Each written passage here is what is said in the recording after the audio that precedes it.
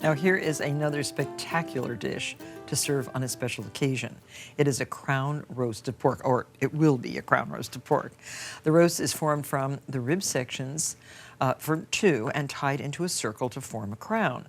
And this dish is a British tradition dating way back to the Victorian era. When it comes to flavor and regal presentation, nothing rivals a crown roast of pork. So let me share my recipe with you.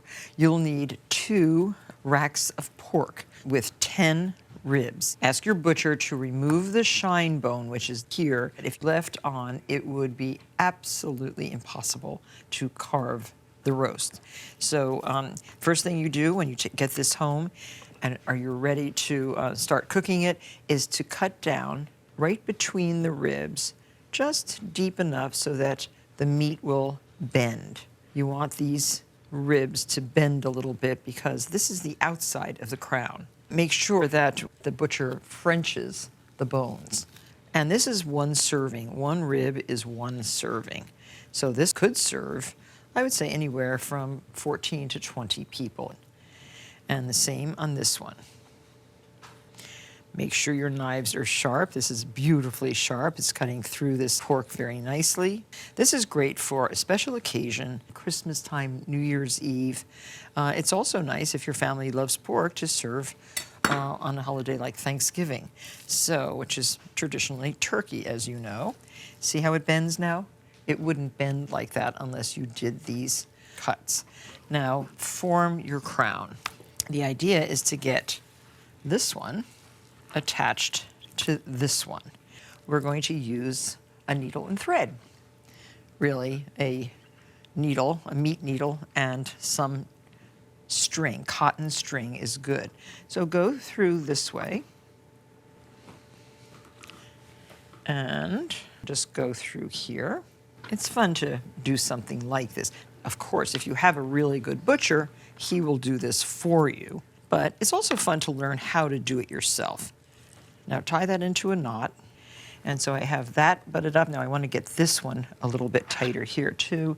So just take your needle and go through again a little bit lower. Practice being a surgeon. I've always loved doing this kind of creative cooking.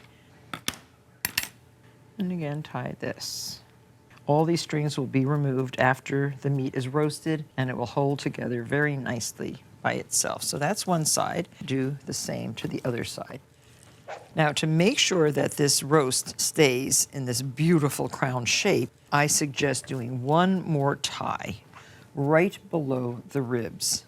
And take your string and go right under the ribs and give it a nice little tight tie.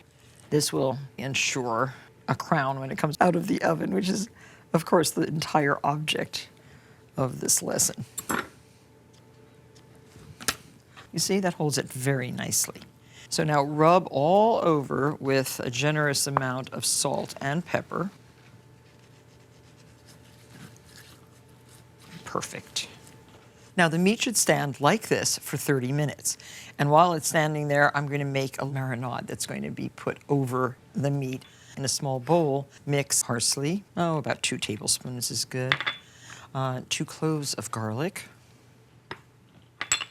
A tablespoon of chopped sage.